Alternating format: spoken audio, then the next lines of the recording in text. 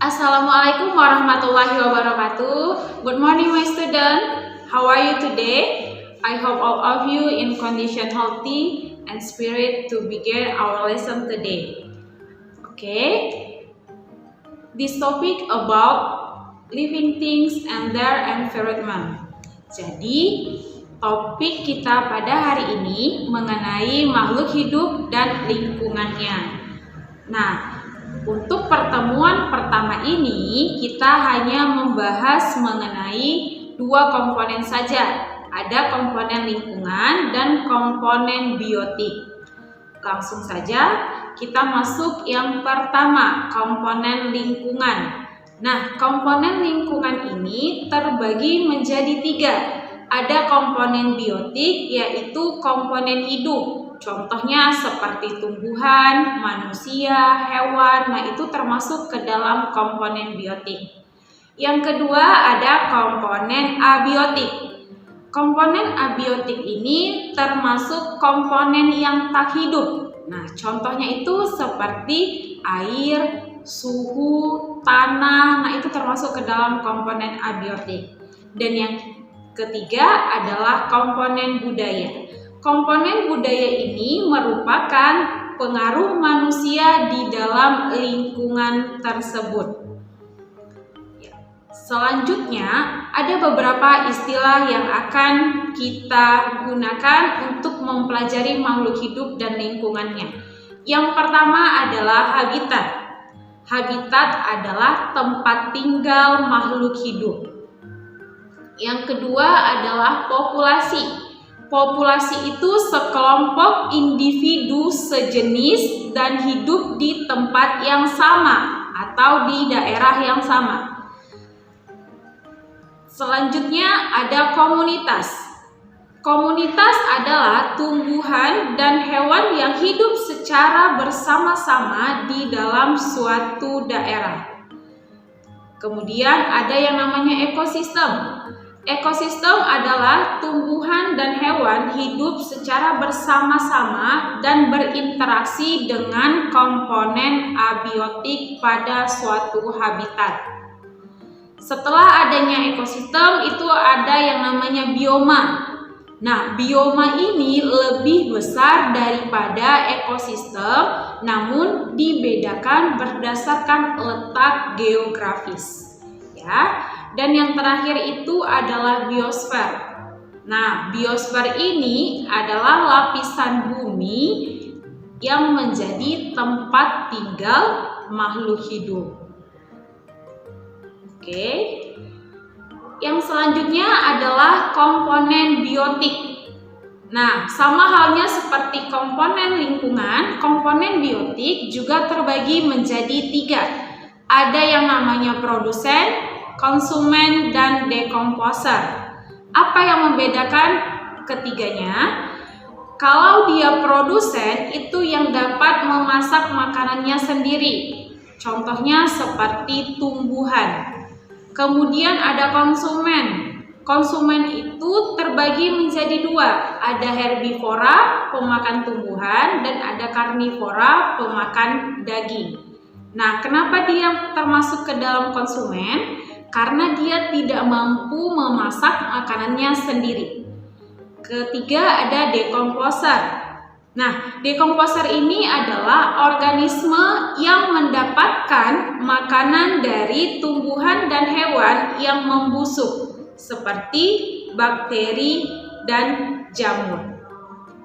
Nah, untuk selanjutnya kita akan membahas mengenai interaksi antara komponen di dalam lingkungan.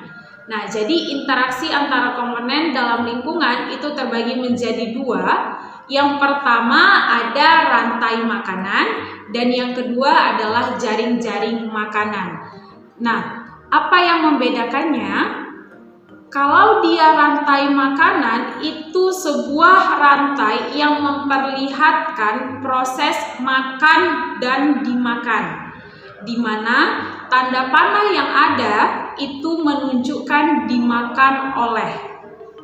Kalau dia jaring-jaring makanan, gabungan dari beberapa makanan yang saling berhubungan. Nah, jadi kalau rantai makanan itu hanya satu, kalau dia jaring-jaring makanan itu sudah terdiri dari beberapa rantai makanan.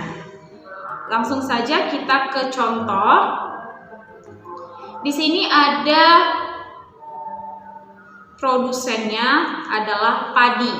Nah, padi ini dimakan oleh belalang, belalang dimakan oleh katak, katak dimakan oleh ular, dan ular dimakan oleh burung elang. Nah, itu hanya satu rantai makanan saja. Selanjutnya ada jaring-jaring makanan. Kalau tadi rantai makanan hanya satu saja, kalau jaring-jaring makanan itu terdiri lebih dari satu rantai makanan. Nah, di gambar bisa kita lihat yang pertama itu ada bunga sepatu dimakan oleh ular, kemudian ular dimakan oleh burung pipit dimakan oleh burung elang. Itu satu rantai makanan. Yang kedua ada sawi. Nah, sawi dimakan ular, ular dimakan oleh burung pipit dimakan elang. Nah, itu adalah rantai makanan yang kedua. Selanjutnya, sawi dimakan oleh belalang, belalang dimakan burung pipit dimakan burung elang. Itu rantai yang ketiga. Rantai yang keempat, sawi dimakan belalang, belalang dimakan oleh katak, katak dimakan oleh burung elang. Itu rantai yang keempat. Dan rantai yang kelima atau rantai yang terakhir itu ada sawi dimakan oleh tikus dan tikus dimakan oleh burung elang. Nah, jadi seperti contoh ini, jaring-jaring makanannya itu terdiri dari 5 rantai makanan. Seperti itu ya. Baik, yang kedua adalah aliran energi. Nah, di komponen biotik yang pertama tadi adalah interaksi antar komponen di dalam lingkungan, dan yang kedua adalah aliran energi. Nah, di dalam aliran energi ini matahari merupakan sumber energi utama atau paling sumber energi yang terbesar, ya kan? Nah, setiap tingkatan di dalam aliran energi itu dikatakan dengan tingkat tropik.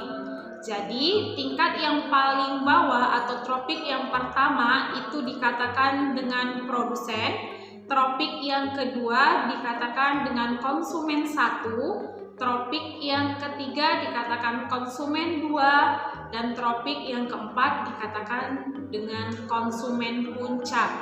Nah, dengan tingkatan tersebut itu akan membentuk yang namanya piramida makanan, di mana kita bisa lihat bersama pada gambar, semakin ke atas makhluk hidupnya itu semakin sedikit. Nah, apa itu piramida makanan? Piramida makanan adalah suatu piramid yang menggambarkan jumlah individu pada setiap tingkat trofik dalam suatu ekosistem. Nah, jadi Miss ulangi kembali, di piramida makanan ini tingkat yang paling atas itu semakin sedikit daripada tingkat yang di bawah. Seperti itu ya. Nah, materi kita hari ini sampai dengan komponen biotik saja. Miss harap kalian mengerti. Thank you for attention. I hope you understand about topic. See you next week. Assalamualaikum warahmatullahi wabarakatuh.